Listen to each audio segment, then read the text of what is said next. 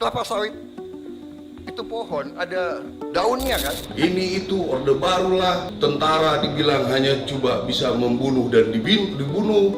Ini menurut saya otak-otak seperti ini kampungan menurut saya. Nanti kalau sudah menikah, sudah hamil, harus dicek yodium, asam sulfat ini memenuhi enggak. Nanti kalau sudah melahirkan, anaknya harus dicek juga. Ini semacam ancaman kepada para pers. Udah dimasak aja. Kalau kepala babi mah dimasak. Oh, dimasak aja. Familiar nggak dengan statement-statement di atas? Dalam 1,5 tahun ke belakang, kira-kira ada berapa statement semacam tadi yang kita dengar tiap minggunya datang dari pejabat publik dan pemerintah? Statement-statement asal bunyi atau asbun dari pemerintah bisa dibilang sudah jadi makanan kita sehari-hari. Mungkin ada yang masih ingat ketika virus COVID masuk ke Indonesia. Menteri Kesehatan Terawan mengatakan bahwa virus corona itu biasa aja, dan kehebohan serta kehororan virus corona ini tergantung pada sudut pandang kita. Corona ya sebenarnya udah biasa lah, mereka sama dengan infeksi-infeksi lain. Horor, heboh ataupun tidak, itu tergantung kita semua lah. Dari sudut pandang kita, bagaimana kita memberitakannya. Terus contoh yang lebih baru lagi nih, misalnya pernyataan Bahlil Lahadalia sebagai Menteri ESDM terkait dengan kelangkaan gas akibat perang Amerika dan Iran. Alih-alih membuat sosialisasi penghematan energi dan mencari solusi alternatif, Bahlil meminta masyarakat untuk mematikan kompor jika masakan sudah matang. Contoh katakanlah kalau masak pakai LPG, kalau masakannya udah masak, jangan kompornya boros. Karena ini kita harus betul-betul meminta bantuan rakyat untuk kita bersama-sama dalam memakai energi yang bijaksana. Keasbunan ini bukan cuma soal lucu-lucuan buat bahan meme ya. Pernyataan asbun yang keluar dari mulut pejabat publik juga menunjukkan betapa berjaraknya pejabat di istana dan gedung DPR sana dari realitas masyarakat. Seperti omongan Bahlil soal matiin kompor tadi sebagai solusi kelangkaan gas. Buat dia, mungkin itu waduh momen yang masih bisa lucu gitu, jadi bahan bercandaan. Tapi buat masyarakat, ini soal melanjutkan hidup. Lalu kenapa pernyataan asbun yang datang dari pejabat publik dan pemerintah ini bisa jadi bahaya? Untuk menjawabnya, kita perlu mampir sebentar ke sebuah ruang sidang di Yerusalem, lebih dari 6 dekade lalu.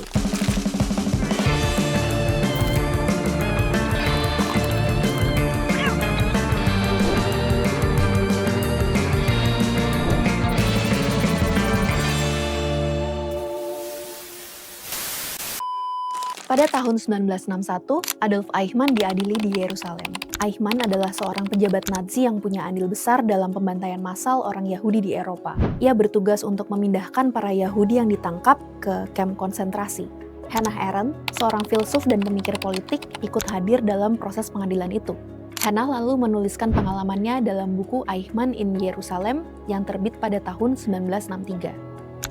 Satu insight menarik yang didapatkan Arendt dalam pengadilan itu adalah bahwa Eichmann ternyata adalah seorang biasa yang hanya melakukan aktivitasnya dengan baik demi kemajuan karirnya dalam birokrasi.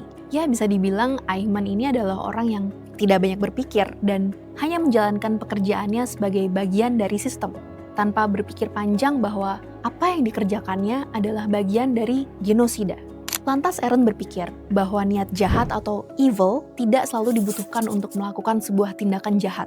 Nyatanya, apa yang dilakukan oleh Eichmann yang berdasar dari ketidakmampuan atau ketidakmauan untuk berpikir, pada akhirnya menjadi salah satu kejahatan HAM yang paling parah dalam sejarah, dan Eichmann ada di dalam sistem yang membuat itu terjadi. Arendt menyebut hal ini sebagai banality of evil, atau banalitas kejahatan. Bahwa kejahatan bisa menjadi sistem yang merasuk dalam aktivitas sehari-hari, menjelma jadi perkara birokrasi dan administrasi, dan kita menganggapnya lumrah dan biasa saja. Jika hal yang dilakukan oleh Eichmann yang konon tidak punya niat jahat aja bisa punya daya rusak yang sebegitunya, apalagi yang dijalankan karena ada niat jahat coba. Intinya, ketidakmampuan dan ketidakmauan untuk berpikir secara kritis memiliki daya rusak yang sama besarnya dengan kejahatan. Kadang kita sering mendengar, kayaknya pejabat ini tuh bukan jahat deh, tapi dia nggak kompeten aja. Atau, kayaknya dia emang udah terlalu tua aja deh, jadi cara mikirnya kayak gitu. Nah, di keadaan seperti ini, coba deh ingat-ingat lagi apa yang dilakukan oleh Adolf Eichmann. Tidak kompeten, tua, tidak berpikir. Pada akhirnya, orang-orang ini punya power untuk melakukan kekejaman ke orang lain loh. Sekarang kita balik lagi ke statement Asbun. Kenapa ini bisa jadi bahaya? Statement-statement Asbun dari pejabat publik dan pemerintah yang kita dengar setiap hari, jadi makanan kita sehari-hari, bisa membuat toleransi masyarakat jadi lebih tinggi ke ketidakbecusan pemerintah yang merugikan. Lama-lama, saking seringnya statement-statement Asbun itu keluar, kita jadi terbiasa hidup dirugikan oleh kebijakan asal-asalan, terbiasa hidup tanpa kehadiran negara yang pajaknya dari kita-kita juga. Dan yang paling buruk, karena sudah terlalu terbiasa, masyarakat jadi capek dan apatis atas berbagai ketidakbecusan itu. Nah, kalau udah gini, makin gak ada tuh perlawanan dari masyarakat ke kebijakan ngaco. Dan pejabat-pejabat tadi bisa jadi makin asyik untuk bikin kerusakan. Lalu apa dong yang bisa kita lakukan di tengah keasbunan ini? Setidaknya, ada 3 langkah yang bisa kita lakukan untuk menyikapi ini. Pertama, memahami kalau statement-statement Asbun pejabat bukanlah sekadar Asbun. Meskipun banyak yang menjadikan itu meme atau bahan guyonan, selalu ingat bahwa setiap kali ada statement Asbun, berarti ada sebuah masalah yang harusnya ditangani dengan baik, tapi nyatanya tidak. Kedua, waspada terhadap komodifikasi keasbunan itu.